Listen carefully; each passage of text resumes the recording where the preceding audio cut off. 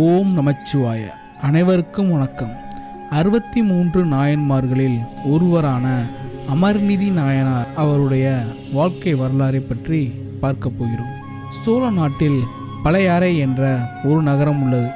அந்நகரில் வணிகர் குலத்தைச் சேர்ந்த அமர்நீதியார் என்பவர் வாழ்ந்து வந்தார். அவர் பெரும் செல்வந்தராகவும் இருந்தார். அமர்நீதியார் சிவநெறியில் மிகுந்த ஈடுபாடு கொண்டவர். எப்போதும் சிவபெருமானையே நினைத்து கொண்டிருப்பார். அவருடைய வீட்டிற்கு அதாவது சிவனடியார்கள் வந்தால் அவர்களுக்கு உணவு விட்டு அவர்களின் மனத்து உபசரித்து உடைகளையும் கொடுத்து திருத்தொண்டு புரிந்து வந்தார். ஒருமுறை அவர் திருநள்ளூர் என்னும் சிவத்தலத்தில் வழக்கமாக நடைபெறும் திருவிழாவை காண்பதற்காக தம் மனைவி, மக்கள் முதலானவர்களுடன் சென்றிருந்தார். அவ்வூரில் நடைபெறும் திருவிழாவினை காண்பதற்காக ஏராளமான சிவனடியார்கள் வருவார்கள். அவ்வாறு வரும் சிவனடியார்களுக்கு உணவு படைப்பதற்காகவே அமர்நீதியார் அவ்வூரில் ஒரு திருமடம் கட்டியிருந்தார்.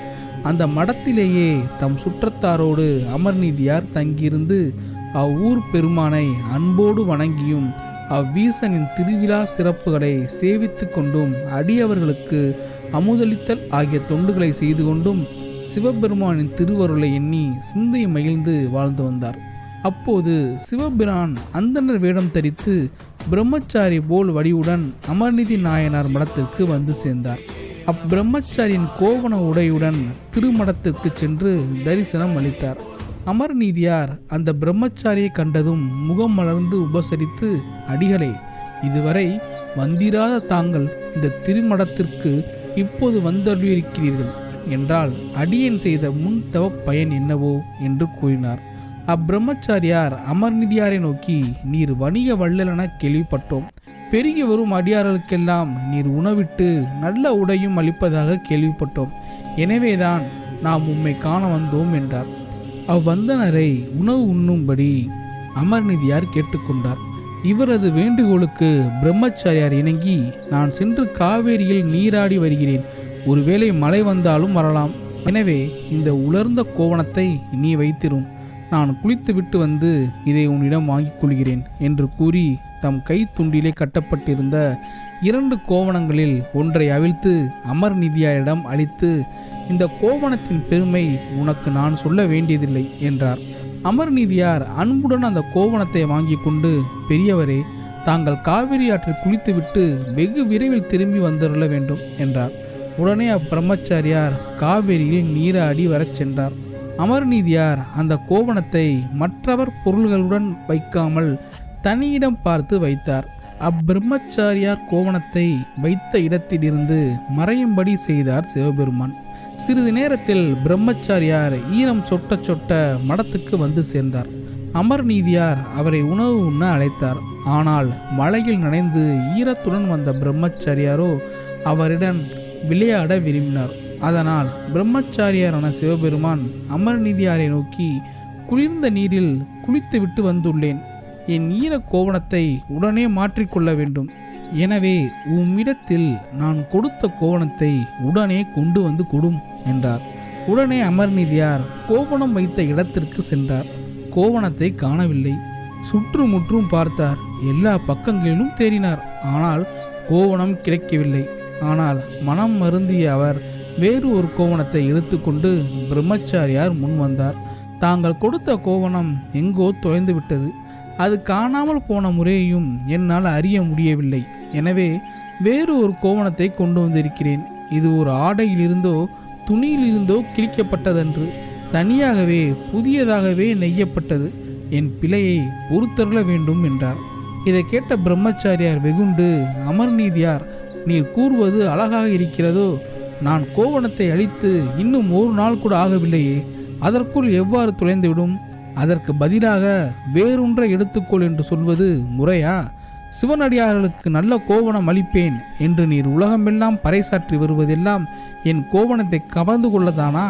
இங்கே நீர் செய்கிற வாணிபம் நன்றாக உள்ளது என்று மிகவும் கோபத்துடன் கூறினார்.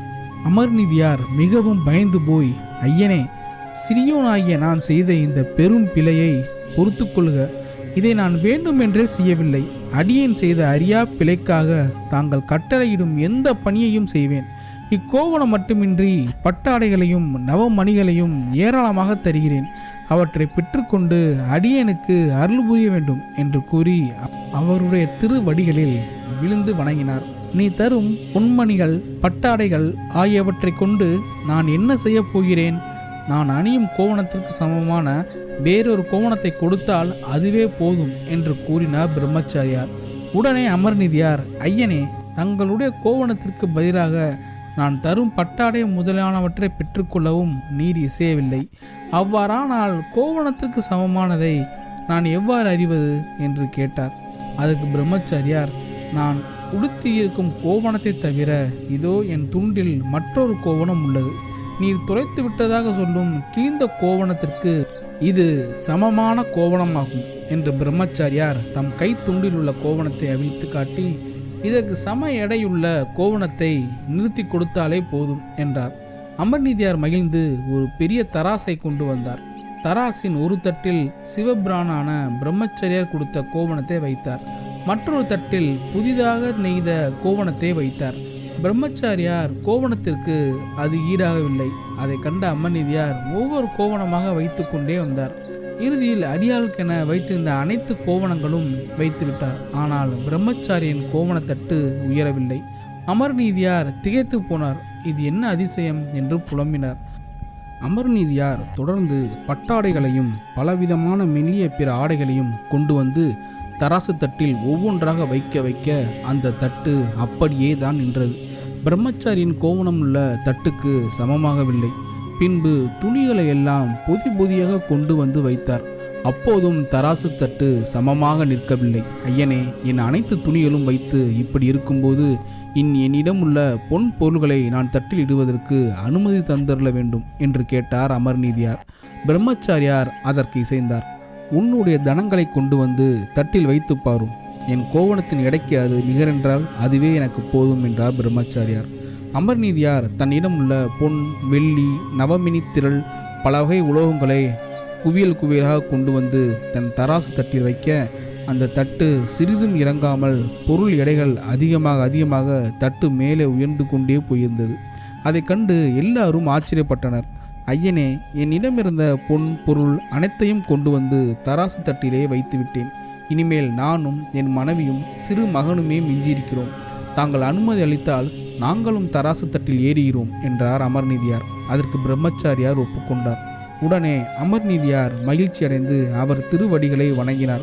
பின்பு தன் மனைவியோடும் மகனோடும் அந்த தராசை வலம் வந்து, நாங்கள் ஏறியதும் இந்த தட்டு சமநிலை அடைந்து தலை நேர் நிற்கட்டும் என்று கூறிவிட்டு தராசு தட்டின் மீது தானும் தன் மனைவியோடும் மகனோடும் ஏறி நின்றார். இப்போது தட்டுக்கள் இரண்டும் சரிசமமாக நின்றன. இதை கண்டு மக்கள் வியந்தனர். அப்போது சிவபெருமான் தாய் பார்வதியுடன் அடியார்களுக்கு காட்சி வழங்கினார். இறைவனின் அருளினால் அம்மூவரும் ஏறி இருக்கும் அந்த தராசே தெய்வ விமானமாகி வான வீதியில் எழும்பி சிவலோகத்தை நோக்கி மேலே பறந்து சென்றது. இவ்வாறு அமர்நீதியார் தன் மனைவியோடும் மைந்தனோடும் சிவலோகம் அடைந்து பேரின்பத்தில் மூழ்கினார். ஈசன் சோதிக்கும் தெய்வம், நம்மை என்றும் கைவிடும் தெய்வம் அல்ல. ஓம் நமச்சிவாய.